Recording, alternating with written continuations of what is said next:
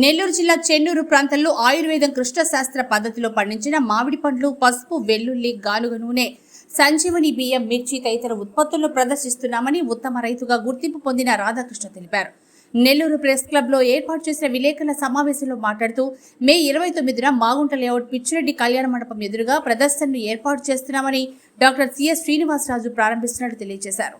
నెల్లూరు ప్రజలు ఉపయోగించుకోవాలని కోరారు. ఈ కార్యక్రమంలో రాధాకృష్ణారెడ్డి, రామ్మోహన్ రెడ్డి, విజయ్ కుమార్, వెంకటేశ్వర రెడ్డి తదితరులు పాల్గొన్నారు.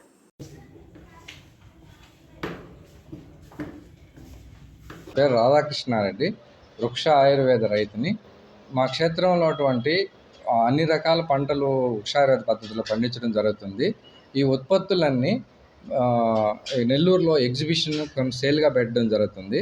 మాగుంట లేవట్టు పిచ్చిరెడ్డి కళ్యాణ మండపంకి ఎదురుగుండా పెడుతున్నాం. కార్డియాలజిస్టు శ్రీనివాసరాజు గారు కిమ్స్ హాస్పిటల్లో ఉన్న ఆయన ప్రారంభోత్సకులుగా వస్తున్నారు. దీని ముఖ్య ఉద్దేశం ఈ పండ్లు ఏంటంటే ఆయుర్వేదిక్ పద్ధతిలో పండించడం వల్ల ఎన్నో న్యూట్రియంట్ వాల్యూస్ ఉంటాయి. దీంట్లో డయాబెటిక్ పేషెంట్ కోసం కీటో మ్యాంగో అనేది అతి ప్రసిద్ధమైంది. అదేవిధంగా న్యూర్జిహాన్ అనే మామిడి ఉంటుంది. మీకు రకరకాల మామిడి అక్కడ దొరుకుతాయి. ఈ మామిడి పండ్లతో పాటు అతి విలువైనటువంటి అత్యధిక జింక్ ఉండేటువంటి, ఐరన్ ఉండేటువంటి శ్వేత సంజీవని అనే బియ్యం, అత్యధిక కుర్కుమిన్ ఉండేటువంటి లకడాంగ్ టర్మరిక్, ఒక పాయ ఉండేటువంటి అఖండ వెల్లుల్లి, అదేవిధంగా అన్ని రకాల పప్పు దినుసులు, హైలీ ఓలిక్ యాసిడ్ ఉండే వేరుశనగ, హైలీ సెలీనియం నువ్వుల్లోనే ఎద్దుగానుగలో, ఇవన్నీ ఒక కుటుంబానికి సరిపడే అన్ని రకాల పంటలను మేము మా క్షేత్రంలో పండించడం జరిగింది. ఇది మన నెల్లూరు ప్రజలకి సహజంగా మేము ఈ పండ్లన్నీ అన్ని దేశాలకు ఎగుమతి చేసేవాళ్ళం.